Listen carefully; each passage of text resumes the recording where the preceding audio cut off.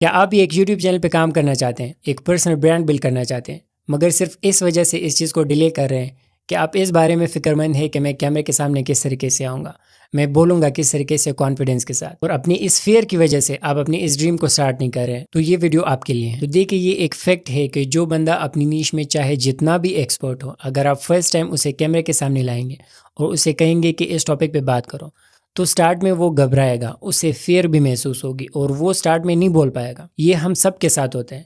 جو public speaking ہے، دنیا میں جو سب سے بڑا فیئر ہے وہ پبلک سپیکنگ کا ہے۔ اور آپ اگر کسی بھی ایسے بندے کو جو کہ یوز ٹو نہیں ہے کیمرے کے ساتھ بات کرنے کا، یا پبلک سپیکنگ کے ساتھ یوز ٹو نہیں ہے، تو فرسٹ ٹائم اگر اس کا فرسٹ ٹائم ہے، وہ سٹارٹ میں گھبرائے گا، وہ سٹارٹ میں گرے گا، اور اس گرنے سے ہی اس نے سیکھنا ہوتا ہے۔ تو یہ جو فیئر ہے، اگر کوئی اپنی نیش میں ایکسپرٹ ہے اور وہ بھی کیمرے کے سامنے بات کرے گا، سٹارٹ میں وہ بھی گھبرائے گا۔ یہ جو فیئر ہے، یہ ایک نارمل فیئر ہے جو کہ ہر بندے کو ہوتا ہے۔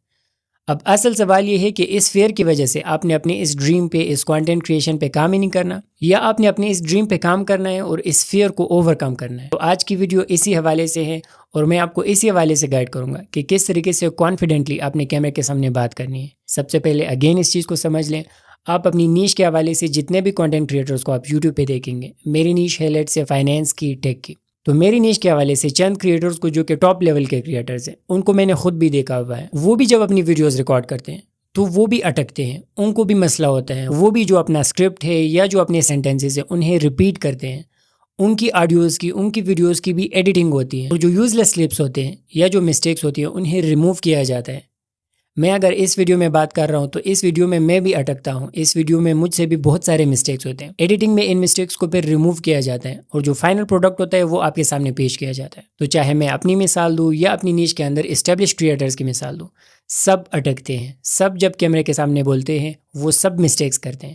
فرق یہ ہے کہ جب وہ کانسٹنٹلی پریکٹس کرتے ہیں، وہ ویڈیوز بناتے ہیں، وہ یوز ٹو ہو جاتے ہیں، وہ اپنی ان غلطیوں کو، اپنی اس فیئر کو کم سے کم کر لیتے ہیں۔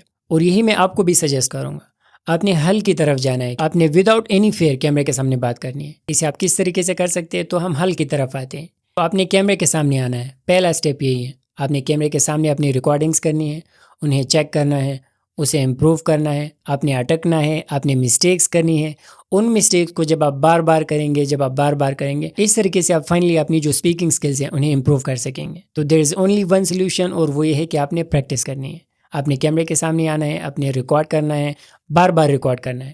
اسی طریقے سے آپ جو پرفیکشن ہے اس کے قریب جا سکتے ہیں۔ تو سمری کیا ہوئی ہماری؟ اگر آپ ایک فریش کریٹر ہیں، آپ اس وجہ سے یوٹیوب کو سٹارٹ نہیں کر رہے کہ میں کیمرے پہ بات کس طریقے سے کروں، بھائی جب تک کیمرے کے سامنے نہیں آؤ گے، جب تک اپنی ویڈیوز ریکارڈ نہیں کرو گے، مسٹیکس نہیں کرو گے، ان پہ کام نہیں کرو گے، ان کو امپروو نہیں کرو گے، جب تک اٹکو گے نہیں، تب تک آپ کا یہ فیئر کہیں بھی نہیں جانے والا، تب تک یہ فیئر آپ کو روکے گا یوٹیوب پہ آنے سے۔ سو دیر از اونلی ون سولوشن، آپ کیمرے کے سامنے آئے، آپ مسٹیکس کریں، اب سیکھ جائیں گے۔ امید ہے یہ ویڈیو آپ کو پسند آئی ہوگی۔ Thank you very much for watching.